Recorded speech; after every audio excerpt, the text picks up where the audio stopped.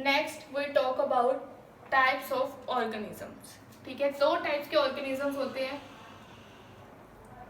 एक होता है यूनिसेलुलर,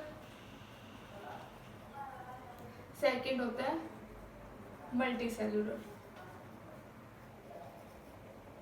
जो यूनिसेलुलर है ये वर्ड से ही क्लियर हो रहा है हमें। यूनि मतलब वन सेल, मतलब it is made up of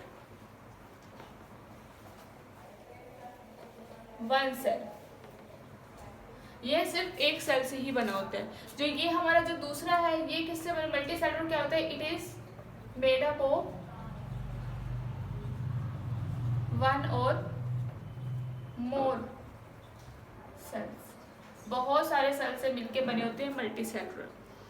इसमें क्या होता है, जो हमारा यूनिसेलुलर है इसमें क्या करता है, जो सिंगल ही सेल है, जो हमारा सिंगल सेल है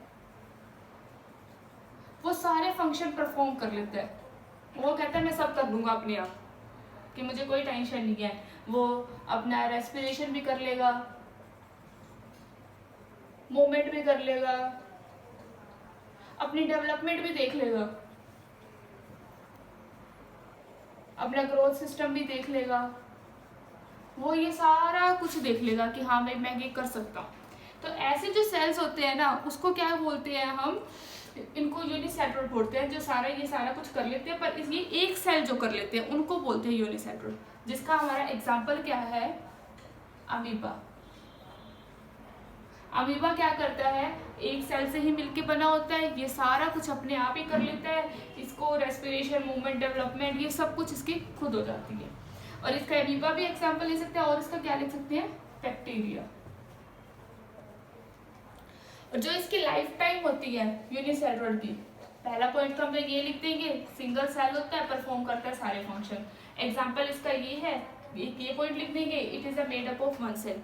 फोर्थ पॉइंट हम ये लिखेंगे, जो इसका लाइफ स्पेन है, इसकी लाइफ टाइम है वो क्या होती है? बहुत शॉर्ट होती है। ठीक है, इसके बाद नेक्स्ट है हमारा मल्टीसेलुलर। वैसे ही सेम हम मल्टीसेलुलर का भी पढ़ेंगे। मल्टीसेलुलर में क्या होता है कि ये किससे बना होता है? वन और मोर सेल से बना होता है। इसमें ये कहते हैं कि जो एक सेल है ना वो एक ही फंक्शन करेगा। कि अगर वो खाना खा रहा है ना तो वो खाना खाने का फंक्शन नहीं करेगा। वो ऐसे नहीं है कि वो चलने का काम भी कर देगा। अगर मान लो वो खाना खा रहा है, अगर वो चल रहा है तो वो चलने का ही काम करेगा। वो कोई और में अपनी हिस्सेदारी नहीं लेगा, वो अपनी जिम्मेवारी खुद लेगा। एक सेल है, अगर मैंने खाने का काम करना है तो मैं खाने का करूंगा, अगर मैंने बोलने का काम करना है तो मैं बोलने का करूंगा, अगर मैंने लिखने का काम करना है तो मैं लिखने का करूंगा। तो वो सेल्स जो है ये स्पेशलाइज्ड होते हैं कि मेरे को जो काम दे दिया मैं तो बस अब यही करूंगा सारी उम्र, कोई और मैंने काम करना ही नहीं। तो ये स्पेशलाइज्ड होती है। मतलब ऐसे लगा लो कि इनके पास तो पीएचडी की डिग्री आ जाती है कि भाई हमारे को तो ये इसमें ये दे रखा है तो अब मैं तो यही करूंगा, मुझे कोई और काम। अगर कई बार हो जाता है कि हाँ कि स्टमक वाले सेल ने बोल दिया चलो 2 दिन हम हार्ट वाला काम करते हैं, तो ऐसा पॉसिबल नहीं होगा। हार्ट वाला सेल अपना हार्ट का ही काम करेगा, स्टमक वाला सेल अपना स्टमक का ही काम करेगा। चलो दूसरी है, इसमें एग्जांपल्स क्या लेंगे? ह्यूमन बॉडी का। इसमें मेन एग्जांपल हमारा जो क्या आता है हमारे ह्यूमन बॉडी का क्या होते हैं? बहुत सारे सेल से मिलके बनी होती है। इसमें और क्या लेंगे कि जो सेल परफॉर्म करते हैं वन और फ्यू एक्टिविटीज, मतलब एक या दो एक्टिविटीज ही परफॉर्म करेंगे, वो ज्यादा नहीं लेंगे अपना झंझट। जो उसको एक सेल को जो काम दे दिया उसने सारी उम्र वही काम करना है, उसने कोई और काम नहीं करना। और फोर्थ पॉइंट क्या है इसकी जो लाइफ स्पेन है वो क्या होती है?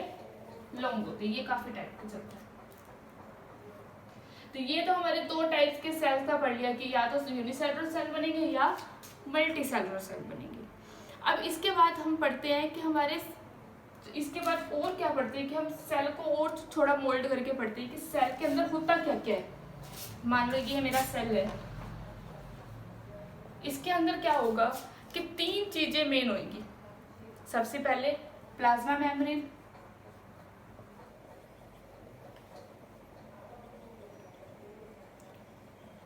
दूसरी क्या है? साइटोप्लाज्म, और और तीसरा क्या है, कंटेन्स मेटाबॉलिक मशीनरी। अब इसको हम समझते हैं कि क्या दे रखा है। जो प्लाज्मा मेम्ब्रेन है वो किससे बनी होती है, made up of protein and lipids. जो हमारी प्लाज्मा मेम्ब्रेन है इसके बारे में और अच्छे से हमने बाद में पढ़ना है, पहले इतना समझ लो कि ये जो सेल है ये 3 चीजें लेते हैं। ये 3 चीजें हर किसी में ही होंगी, चाहे वो कोई सा भी सेल होगा, चाहे यूनिसेलुलर रो मल्टीपल होगी, ये तो चलो ठीक है, ये सेल के अंदर ये तीनों चीजें होनी ही होनी है। अब इसके बाद क्या, प्लाज्मा मेम्ब्रेन का पढ़ लिया हमने कि मेड अप ऑफ प्रोटीन से बनता है और ये लिपिड होता है इसके अंदर। और जो साइटोप्लाज्म होता है, साइटोप्लाज्म में क्या होता है, साइटोप्लाज्म एक जेली लाइक का सब्सटेंस होता है, जेली लाइक सब्सटेंस कंटेन करता है, जिसमें क्या होता है, ऑर्गेनल्स होते हैं छोटे छोटे। जैसे हमारा ये सेल है, ये इसके अंदर न्यूक्लियस होगा, तो यहाँ पे जो भी है ये साइटोप्लाज्म पड़ा है। साइटोप्लाज्म का काम क्या है कि इसके अंदर छोटे छोटे ऑर्गेनल्स है जो इसको फंक्शन करते हैं। साइटोप्लाज्म इसके अंदर प्रेजेंट होगा, वो क्या कंटेन करेगा, ऑर्गेनल्स कंटेन करेगा। मतलब इसका काम क्या होगा, साइटोप्लाज्म वैसे एक्चुअली ना ये दोनों पॉइंट्स तो सेम ही है कि साइटोप्लाज्म क्या कंटेन करता है, मेटाबॉलिक मशीनरी कंटेन करता है। तो इसका मतलब क्या होता है कि सिंथेसाइज करना और ब्रेक डाउन करना, इसका काम क्या होता है, सिंथेसाइज करना या खाने को पचाना या उसको तोड़ना, ब्रेक डाउन करना, ये इसका काम होता है। चलो ये चीज पढ़ ली हमने। एक और चीज आती है इसमें, जीन। जीन क्या होता है, डीएनए और आरएनए। अब कई बार क्या होता है ना, जिसको हम क्या बोलते हैं, हेरिडिटी व्हीकल्स बोलते हैं जीन को।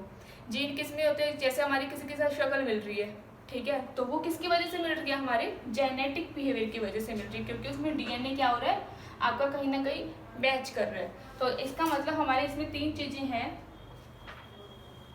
ये इसके अंदर ही है साइटोप्लाज्म के।